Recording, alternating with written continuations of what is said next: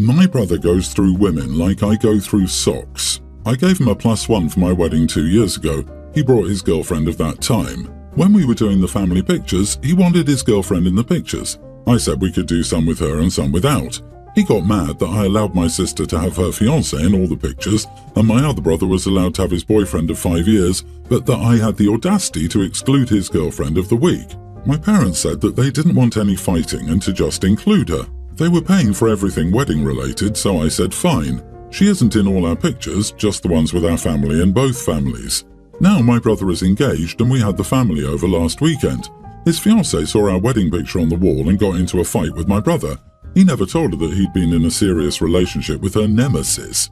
He tried explaining that they only dated a very short while.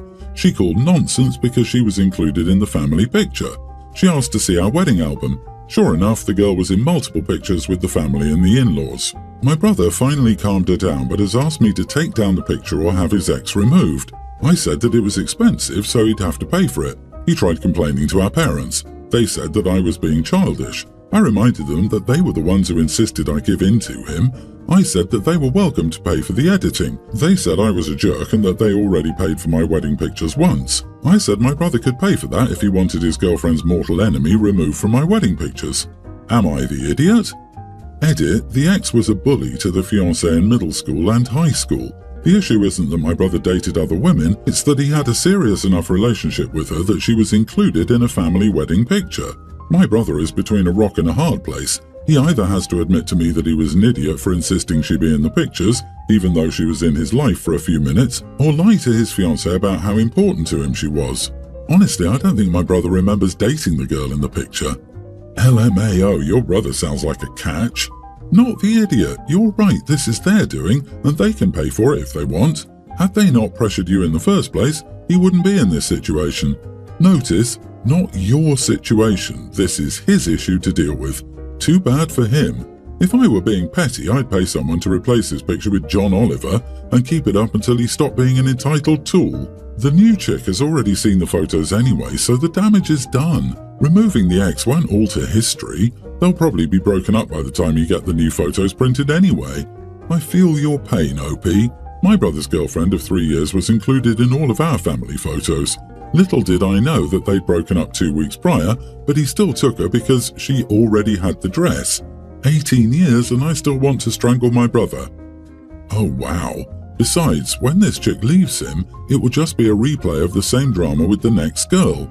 OP could use those Velcro stick-on tabs and Velcro a small photo of girlfriend du jour over the ex. Then, when her brother breaks up with her and gets a new girlfriend, you can just rip the ex right off and stick on the new one. My brother is between a rock and a hard place. Hardly. Your bro is just being a baby, in a mess of his own making. If he's ready to get married, as having a fiancé would suggest, he's old enough to have difficult discussions with his fiancé and cope up to embarrassing truths. It's silly to expect you to pay to get your wedding pictures photoshopped just so that he doesn't have to talk to his own fiancé, especially since that wouldn't even solve the issue. Tell him to grow up. So about 2 months ago, my daughter-in-law, female 26, gave birth to my lovely grandson. My family and I are Bulgarian Orthodox. Before my grandson was born, I told my son and his wife that I was going to pay for all baptismal expenses and any childcare expenses for the first year, as long as they gave the kid an Orthodox name. They both agreed without much consideration. They named him David Antoine. David is the Orthodox name and Antoine is in honor of the uni professor who mentored both my son and his wife, and who sadly passed away during the global issue. The thing is, while my daughter-in-law converted to Orthodoxy, her parents are atheists of African origin, Ivory Coast, who moved to France. They really wanted their grandson to have a traditional Ivorian name.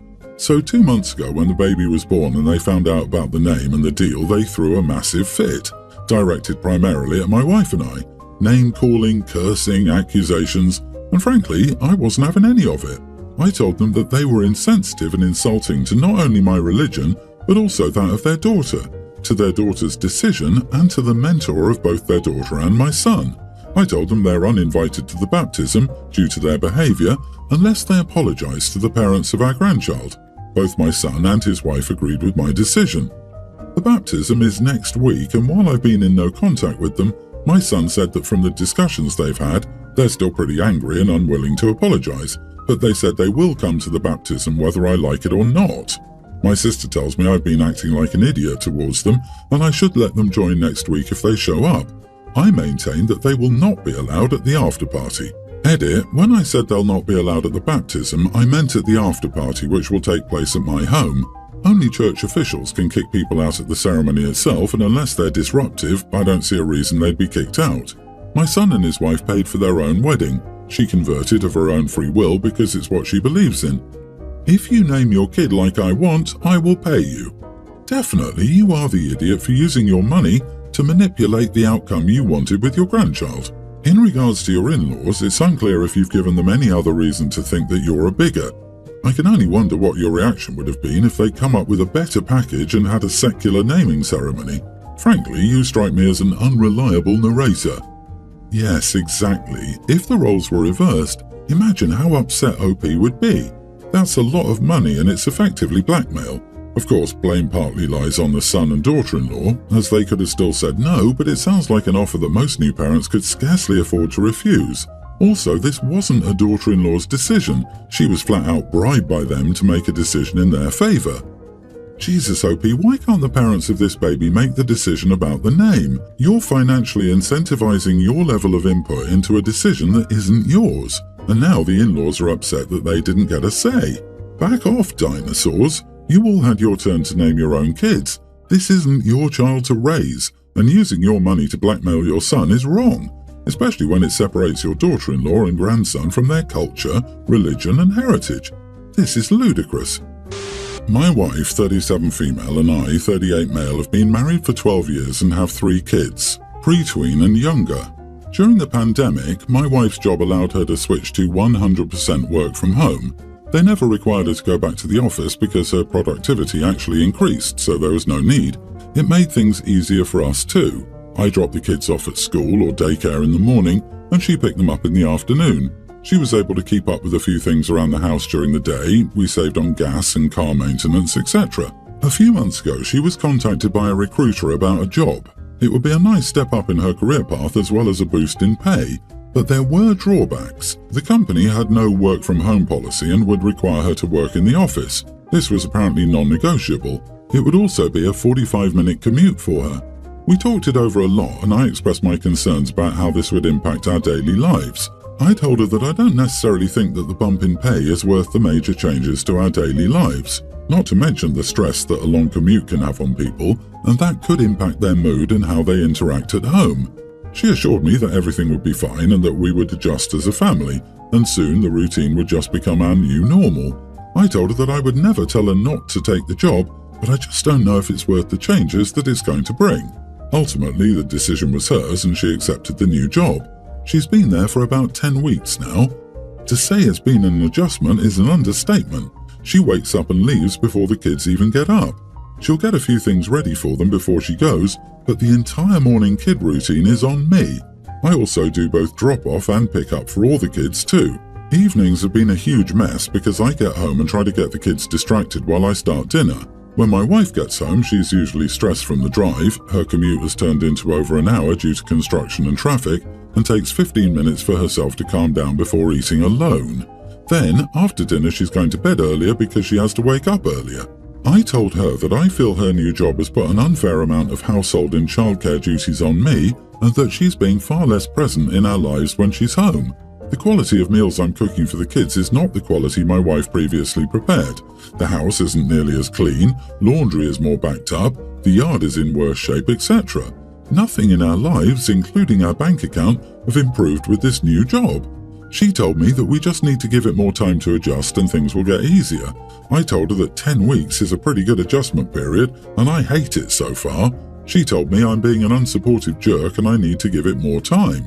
Not the idiot. I don't understand the people saying it's your time to do it when you've pointed out the fact that before her new job, you both used to split the kids' routine together, and I don't see what the issue is with keeping up the housework since she worked from home. It seems like you had a good dynamic going and balanced teamwork.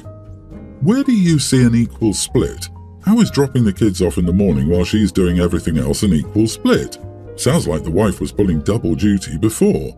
His words make it sound like he's just sad that she's not doing as much at home anymore. Not that they had an equal balance before. It's unequal now because she's expecting her husband to pick up her slack the way she picked up his ever since.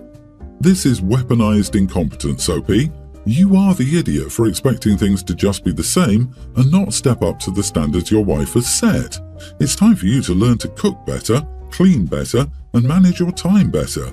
You also said it feels like your wife isn't being present as a parent, and you sarcastically said you'd tell your children that it's not mummy's turn to parent. You sound like a whiny, petulant child yourself. This was a step up for your wife and you're pooping over it because you can't handle being up to standards. Poor wife and kids. My male 26 fiancée, female 24, can't drive because she has a chronic illness that prevents her from obtaining a license. We've been together for 7 years and I've been the solo driver for all of these 7 years. Never once have I asked her to pay for fuel, insurance, upkeep or repairs. She's from a well-off family and gets financial help from her parents, while I have to work and pay for everything out of my own pocket since my parents can't afford to help me out. She just finished her master's and started working her first job last week. Since there's no public transportation, I get up 2 hours before I regularly have to and drive her to work. It's around 45 minutes each way. I had to change my insurance policy to include the extra distance driven and my rate has shot up by 70% due to this. I did extensive math to calculate the fuel consumption, extra maintenance costs and insurance costs, and explained everything to her. We had a verbal agreement that she pay for 75% of monthly fuel costs because my job is 80% home office and I only use the car for grocery shopping or trips together outside of that. 50% of the insurance costs and 50% of any upcoming maintenance or repair costs. I believe that this is entirely reasonable because I never asked her for any money in the 7 years I drove her around and because 80% of my car use from now will be getting her to work. Then she went to her parents' place to get some cash because I asked her to pay back the insurance, a tank of fuel, and some extra cash because inspection is due this month. She sent me a text to the tune of, "My parents are furious and won't pay for your car insurance," and "They said it's your car and clearly you offered to drive me to work," as well as, "So I'm sorry but I can only give you X dollars." I replied with, "Well, I don't understand it really because A, I didn't offer it, it was basically universally expected for me to do that. B, you earn your own money now, so why don't you pay it out of your own pocket? And C, don't bother with paying for it, I don't want you to get in trouble or get myself in trouble with my in-laws to be, but don't come whining when we'll just spend the weekends at home because all of my spending money goes towards car expenses." She then called me an idiot and a gold digger via text and told me she'd be back for dinner to talk this out. Talk it out we did, and what I got from it is that she thinks it's unfair that she, psychologist in training, earns as much as I do, side job IT, while working more hours, and that she believes she's entitled to a better living standard due to a more complex education, and that $250 in fuel and $70 in insurance each month would cut into her spending money. I told her that's tough luck, but it's how the world works, and to stop complaining because in just a few years she'll out-earn me by like 4 times. She's still mad at me. Am I the idiot? You're not the idiot, but a bit of a sucker. If you want her to appreciate you and what you contribute to the relationship, stop driving her. Call your insurance and get the rate lower again. Go out with her on weekends like you did before. Let her parents or an Uber take her to and from work. It sounds like the arrangement was satisfactory to everyone before she took this job. Reset so that things are like they were for you before she took this job. Yeah, and she's calling him the gold digger like my man hasn't asked her to pay for even a tank of fuel all the years they've been together, and now she's getting mad that she's got to help pay to upkeep their mode of transportation. How could she go for 7 years and never offer to contribute? As is often stated, she's showing you who she is. Believe it. She's using you. She's also entitled as heck and acting like a spoiled little princess whose daddy never told her no when he should have. To be honest, what she really needs is to be entirely on her own and have to pay for her own living and transportation expenses solo for a while. If you keep subsidizing her life and transportation, she will only get worse. If you're smart, you'll break up with her. My son, male 19, loves to just wear underwear in his room for whatever reason. He'll throw on a shirt and pants if he has to step out to go to the bathroom, come to the kitchen, talk to anybody, etc., but otherwise he's just in his underwear. I, male 48, told him multiple times that I dislike this and that he has to wear clothes in case his mom or I have to come into his room. He says that if we start knocking, he'll throw something on and then it'll be okay. I told him he still had to wear clothes and then he made another excuse and said it was too hot. In the summer, I tend to set the thermostat to around 85 or 87 to save money. I turn it down to around 80 to 82 once the sun goes down because then it takes less energy. He says that it makes him sweat when he's just sitting around not doing anything, and I rejoined by saying, if it's so hot, go spend a couple of hours outside, see if it still feels hot. We live in Oklahoma and it routinely gets up to 100 in the summers. He rolled his eyes at this and we just kept arguing. I'm wondering now if I'm the idiot. Am I? You are the idiot. Huge one. 87 degrees in the summer? That's torturous. Your ridiculous temperature requirements are the reason he's wearing only underwear in the first damn place. You want him to get dressed? Keep the house at a humane temperature. 87 degrees in the house, I would frigging die. I don't care how many clothes the kid is wearing, that's inhumane.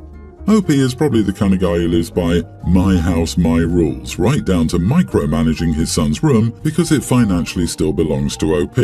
Well, OP will learn one day when he has his own room in a nursing home and can't have any more control over it. I'm not trying to be rude here, but this isn't how you treat someone you love. You need to see a therapist and figure out why you need to control your son's life down to the micromanagement level. There's no good reason why him sitting in his own room, his safe space, the only physical space he can call his, bothers you whatsoever. Go see a professional and repair what's left of your relationship with your son. And use your goddamn air conditioner.